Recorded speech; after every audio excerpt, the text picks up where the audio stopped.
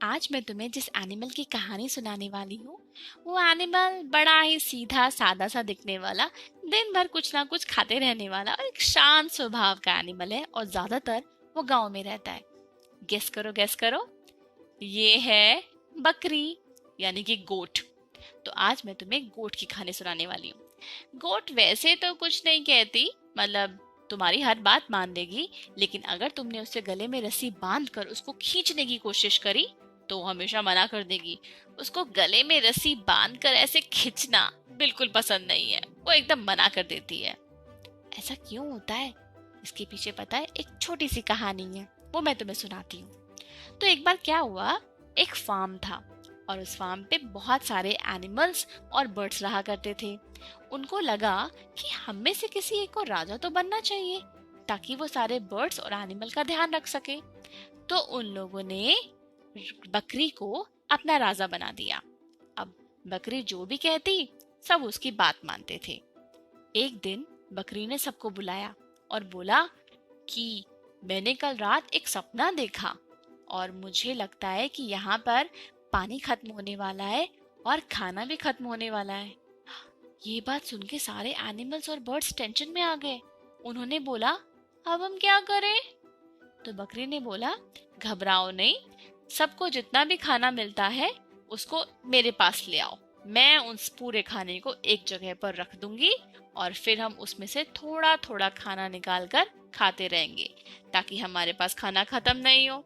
और जिसने भी मेरी ये बात नहीं मानी उसके गले में रस्सी बांधकर मेरे पास ले आना और फिर हम इसको बात मनवा लेंगे, क्योंकि उसको राजा की बात तो माननी ही है। तो बकरी ने ये रूल बना दिया कि जो राजा की बात नहीं मानेगा उसके गले में रस्सी बांधकर राजा के पास लाया जाएगा और फिर उसका फैसला होगा। तो ऐसे दिन बीतते गए, कुछ महीने भी बीत गए। फिर सारे बर्ड्स ने और एनिमल्स ने ये सोचा कि अब राजा को बदलना चाहिए, नया राजा बनाना चाहिए। और उन सब लोगों ने तय किया कि इस बार बिल्ली हमारा राजा बनेगी और बिल्ली राजा बन गई।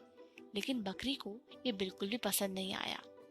बिल्ली ने राजा बनते ही बोला कि जैसे पहले का रूल था कि सब लोग एक ही जगह पर अपना खाना इकट्ठा करके रखेंगे, अब भी वही होगा, सब लोग अपना खाना एक जगह पर ले आओ। सारे एनिमल्स अपना अपना खाना एक जगह पर ले आए और उसको स्टोर कर दिया। लेकिन बकरी ने बात नहीं मानी। बकरी को बुरा लग रहा था क्योंकि पहले तो राजा वो थी और अब बिल्ली राजा बन गई। तो उसने कुछ भी नहीं किया।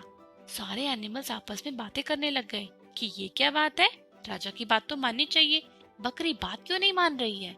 और जब वो गुस्सा हुए तो उनमें से डॉग बोला, मैंने तो हमेशा इसकी मदद करी थी, जब ये राजा थी रात भर मैं जागता था इसके लिए।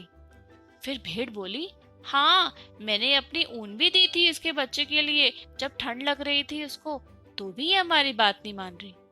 तो इतने में पिग बोला, बकरी जब राजा थी तो वो ये बोलती थी कि मैं बहुत खाता हूँ, पर मैं तो काम भी तो बहुत करता हूँ, देखो दिन भर मैं गड्ढे खोदता रहता हूँ।